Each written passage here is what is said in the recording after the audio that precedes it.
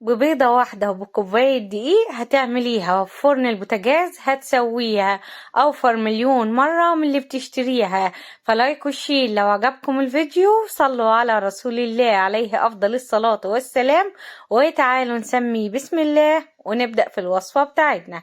عشان نعمل وصفتنا للنهاردة عندي هنا بيضة، كيس من الفانيليا، هننزل بمعلقة صغيرة من الخل، وهننزل كمان بمعلقة كبيرة من السمنة، و3 معالق كبار من الزيت. هننزل عليهم بنص كوباية من السكر، نص كوباية من اللبن الرايب، لو عندك حليب عادي استخدميه. ببدأ أضرب دول كويس أوي مع بعضهم لحد لما كله يتجانس مع بعضه والسكر يدوب معايا تماما. طبعا ممكن تضربيهم في الخلاط عادي.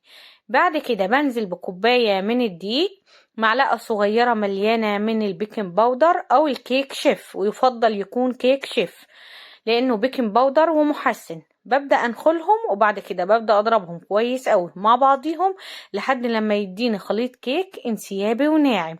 في المرحلة دي ببدأ أوقف ضرب على طول. عندي بقى هنا صينية، وعندي هنا قوالب كب كيك.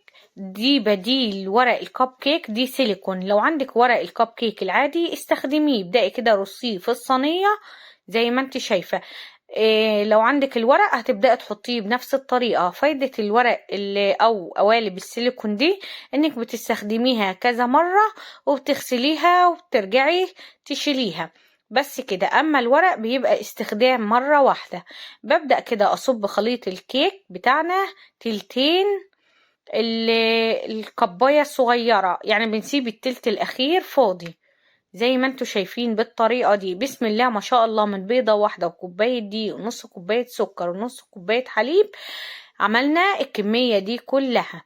بس كده تنفع للأولاد في اللانش بوكس، تنفع في الرحلات، تنفع في الفطار جنب كوباية شاي بلبن، طعمها حلوة قوي.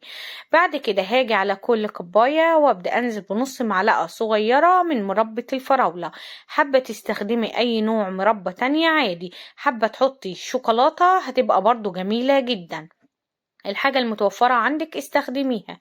دلوقتي هنبدأ نسويهم. الفرن شغال على أعلى درجة حرارة، وأهم حاجة يكون الفرن سخن جدا. بدخلهم على الرف الوسطاني، بهدي النار من تحت وسط، واسيبهم لحد لما يستووا معايا. ببدأ أشغل لهم النار من فوق علشان ياخدوا اللون. شايفين الجمال؟ بصوا الحلاوة. أخدوا معايا بالظبط 22 دقيقة في الفرن وكانوا استووا معايا بالطريقة دي. دلوقتي هسيبهم يهدوا شوية وبعد كده هنبدأ نطلعهم من كبات السيليكون بتاعتنا. بصوا شايفين الجمال؟ مستوية حلوة قوي. وزي ما قلت لكم ان حلاوة السيليكون انك بترجعي تغسليه وتستخدميه تاني. الكيكة هشة وخفيفة جدا، مستوية حلوة قوي. دلوقتي هنبدأ نزينها للأولاد. فعندي هنا مربى وعندي هنا جوز الهند. النهاردة عملنا مع بعض كيكة النايتي بأسهل طريقة، هتوفر عليك كتير، أوفر مليون مرة ما تشتريها من برا. كمان مغذية جدا، عملتيها في البيت بطريقة صحية لأولادك بدون أي مواد حافظة. شايفين الجمال؟ أتمنى بجد تجربوا وصفة النهاردة وتقولولي على رأيكم فيها. الوصفة بجد خيال. شايفين المربى طعمها حلو قوي. ممكن تعمليها في صينية عادية، تصب خليط الكيك وتبداي توزعي المربى من فوق. اتمنى بجد تكون وصفتي للنهارده عجبتكم، تجربوها وتقولولي على رأيكم فيها. ممكن الاولاد لوحديهم يعملوها من كتر ما هي سهلة جدا. فلايك وشير لو عجبكم الفيديو، صلوا على رسول الله عليه افضل الصلاة والسلام.